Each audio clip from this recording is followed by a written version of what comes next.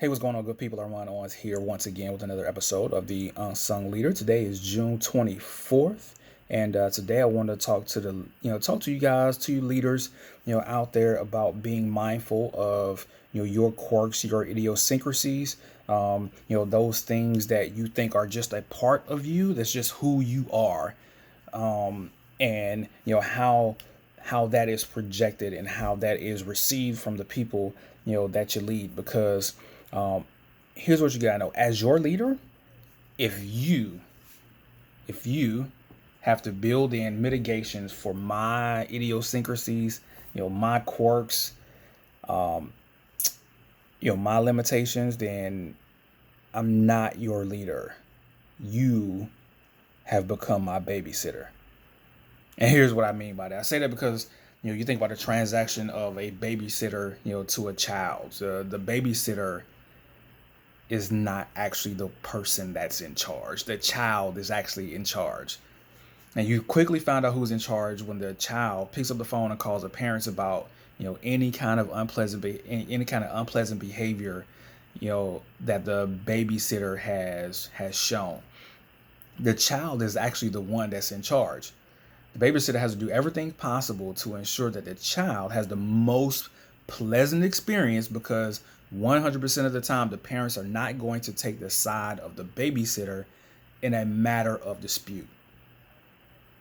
So the babysitter has to understand the patterns, the behaviors, the idiosyncrasies, the nuances of the child so they can adequately mitigate them. The babysitter needs to know the likes and the dislikes of the child, so that they can influence them and not facilitate an unpleasant experience. So in leadership, the leader in some cases has some weird habits, some weird idiosyncrasies. I only like, two creams in my coffee. I get anything less or more than that, then I'm gonna throw it out. Whatever that, those idiosyncrasies, are.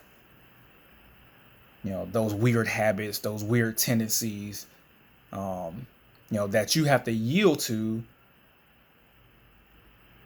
or there's going to be an unpleasant experience. And you've seen it. You've seen it before, right? The leader has to have, just like like I mentioned, just they have to have their coffee a certain way. They have to have their paperwork a certain way. They want their pen a certain way. Don't touch their computer. Don't do these things. All these little things, that leaders try to do, to exercise some level of shallow control, right? And it ends up being super unreasonable, because like really is really all this energy that is getting put into managing your idiosyncrasies and your issues. I could be out here solving problems, but in an endeavor to satisfy their egotistical need for significance, they force their teams, the people that they lead, to acquiesce to their mess. And how is that, for inspirational leadership? So leaders out there, when you're placing these unreasonable requests, on the backs of the people that you lead, congratulations. You are no longer the leader. You have just become nothing more than a toddler. So check yourself before you wreck yourself. Unsung Leader, out.